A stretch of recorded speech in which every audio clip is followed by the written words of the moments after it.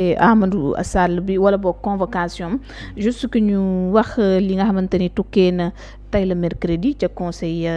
des ministres amaana noonu la mu di nomination bu bees kon gouvernement sénégalais bi daal di nay officialiser remaniement ministériel donc bon bu ñu sukkandikoo ci li nga xamante ni moom la ñu jot comme xibaar ngeen mën ko fekk sax ci seneweb.com moom moo di kii nga xamante ni moom moo di Boubacar Camara nekkoon directeur général bu douane nekkoon tam candidat ci élection présidentielle bu 2024 bi ñu wees ñu xam ko nag ci pegg bi nga xamee ni doon na ko nekk ci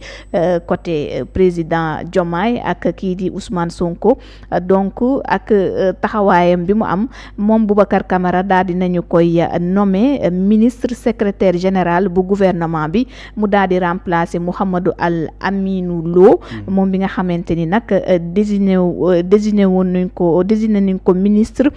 ci wetu président donc chargé du suivi du pilotage et de l'évaluation de l'agenda national de transformation donc daaw da loolu mooy xibaar bi nga xamante ni wàcc na mu di nomination bu Boubacar Camara à la place bu Al Aminou Lo ban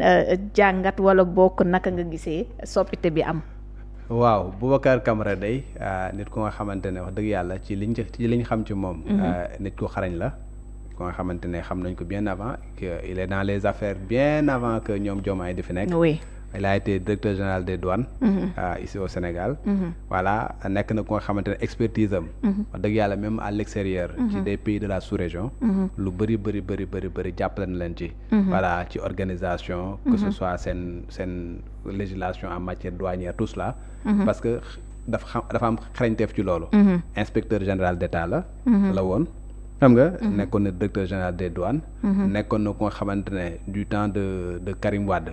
xam nga il était dans son cabinet donc il a travaillé avec le gouvernement de Wade donc quelqu'un bu nga xam ne ku xam état la wax dëgg fa yàlla il faut le dire quelqu'un ku xam état la et que tey suñ ko jëlee def ko secrétaire général voilà du gouvernement dafay nekk ku nga xamante ne wax dëgg fa yàlla xam na lan mooy les procédures xam na véritablement lu nga xamante ne noonu la réew di doxee et dina mën a apporter véritablement beaucoup de choses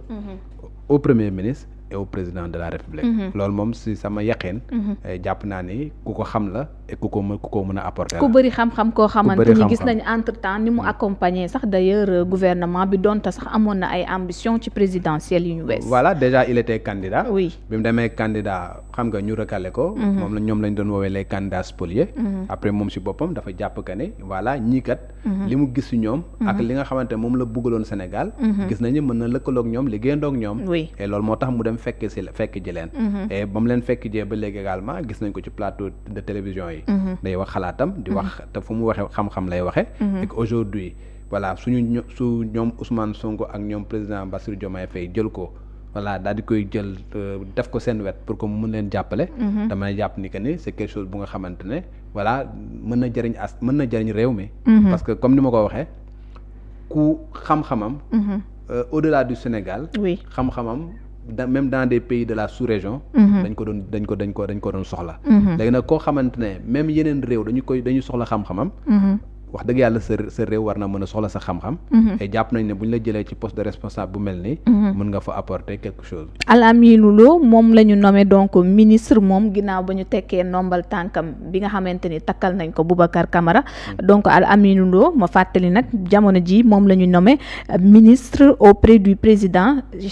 chargé du suivi du pilotage et de l'évaluation de l'agenda national de transformation. donc foofu itam naka nga ko gisee te gisoon nañ déjà accompagnement bi nga xamante ni def na ko en amont bi ñu njëkkee koo tabb moom waaw parce que El Aminou Lo c'est quelqu'un bu nga xamante ne moom tamit déjà c'est un ancien enfant de troupe oui donc c'est quelqu'un bu nga xamante ne mi ngi doon liggéey BCEAO jusqu'à une époque très récente mi ngi doon liggéey BCEAO je pense que moom moo nekkoon seen représentant au Sénégal représentant voilà au Sénégal.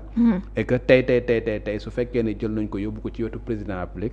mu nekk ministre auprès du président République. war koo xelal si un certain nombre de choses ñu confier ko li nga xamante ne c'est cher à Pastef muy seen agenda de transformation boobu moom si boppam mu nekk ku nga xamante ne moom moo ko war a disons def le suivi et consort dañuy jàpp ni wax dëgg yàlla c'est un bon profil également. C'est quelqu'un qui a été avec ñoom Ousmane Sonko nekkoon secrétaire général du gouvernement nekk un économiste de renommée internationale nekk quelqu'un bu nga xamante ne xam na économie nu muy doxee parce que comme ni ma bese yaaw la nekkoon ba nekkoon fi ci ay kilifa ay consort tey jii su fekkee dañ ñëw agenda de transformation boobu moom ñu jël ko pour que mu mën ko gérer c'est quelque chose bu nga xamante ne mën na nekk parce que tey même boo xoolee du temps du président Macky Sall da nga daan gis ne mu daan nommé ay ministres yu nga xamante ne ñoom ñoo doon gérer par exemple le PSE chargé du suivi du PSE et consort oui exactement waaw Boun Abdallah Dionne l'a été avant que muy nekk premier ministre par exemple voilà donc yooyu noonu dafay nekk nga xam ne ce sera un très proche collaborateur bu nga xamante ne véritablement dina leen mun aider pour que li nga xamante ne ay projet li nga xam ne ay mébét la ak li nga xamante ne dañ ko jaay askan bi ñu mun ko concrétiser xam nga ci ay surtout défi dafa bëri l'État a fait 1 an soppite gi ndax mën nañu wax ni am na lu mu ci laale pour man mën na ci laale dara waaw le président peut-être moom moo fa nekkoon tey bu amee keneen ko nga xamante ne moom du def lenn pour faire en sorte que li nga xamante ne moom mooy agenda de transformation bi ñu mun ko def ay consort kooku day mën a def liggéeyam di rendre compte le président def liggéeyam rendre compte le président bu waree joyante wala mu war a joxe ay directives mu mun ko joxe donc ça c'est quelque chose bu nga xamante ne je pense que dina am lu mu ci mën a liggéey la deuxième chose également mooy le secrétaire général du gouvernement c'est quelqu'un bu nga xamante ne c'est ak kàngam la war a nekk quelqu'un qui connaît l'État quelqu'un ku nga xamante ne coordination action gouvernementale bi dafa c'est quelqu'un bu nga xam vraiment moom moo war a soutenir moom mooy disons nan laa koy wax sax le premier collaborateur pratiquement du premier ministre voilà donc kooku noonu su fekkee ne da nga jël quelqu'un de la trempe de Boubacar Camara comme ni ma ko waxee mu am vécu xam état nu muy fonctionner xam économie xam nan la ñu utee xaalis xam yan niche fan la ñuy jaare par exemple pour signer yenn convention yi nan la ñuy dem par exemple pour négocier un certain nombre de choses lan mooy par exemple les documents administratifs dayoo bi mu am kooku noonu wax dëgg yàlla boo ko tegee foofu dafay nekk nga xamante mën na leen apporter lu bari dama lay wax ne inspecteur général d'État la woon muy benn la deuxième chose il a été directeur général des douanes pendant très longtemps surtout foofu yàgg na fa lool la troisième chose bi nga xamante ne le Karim Wade jëloon nañ ko def ko ministre de la coopération tout cela moom moo fa nekkoon je pense comme secrétaire général au niveau du ministère te à l'époque on disait que Karim Wade moo nekk ministre du ciel xam nga de la terre et du sous-sol il était un super ministre et liggéey boobu yëpp ñoom Boubacar Camara ñoom ñoo doon def véritablement le travail donc kooku noonu tey soo ñëwee nga def ko secrétaire général buñ ko mayee nopp de te jox ko véritablement gëddëm bi nga xamante moom la war a am je pense qu'il peut apporter énormément de choses au Sénégal. Oui puisque xaaroon nañ ko bu baax a baax moom mooy donc nomination ñu bëri doon nañ xalaat pourquoi ça tarde mu mel ni ambition yi nguur gi am pour ñu gën a baral mbir yi waaye nag apporter des corrections waaye surtout ci li ñu naal ci ñoom seen projet jàpp nañ ni tey kàngam yi ñu indi seen wet Alamine Lo nga tamit soriwul président même bu jugee fii gënoon na kaa jege comme ni nga ko faram-fàccee léegi. parce que boo xoolee ñaar ñooñu ñëpp ay profil économique la. oui c'est des gens yi nga xam ay économistes lañ de renom ñaar ñëpp kii ci wetu premier ministre kii ci wetu président. oui donc da ngay gis option bi quoi l'option est claire. que tey jii dañuy wax ni ok il nous faut véritablement sur le plan économique. ñu def benn jéego benn bi. il faut que ñu corriger un certain nombre de choses. il faut que ñu uti dara à l'extérieur. oui il faut que ñu dem ci partenaires économiques yi. il faut nangam ak nangam et consort. ces gens là ces deux personnes là. c'est des gens yi nga xamante ne qui s'y connaissent. xam nañu véritablement nan la ñuy fan la ñu war a awale wala fan la ñu war a kii quelles sont les procédures nan la ñuy xelal ñi nga xamante ñoom ñooy les deux jiit principalement le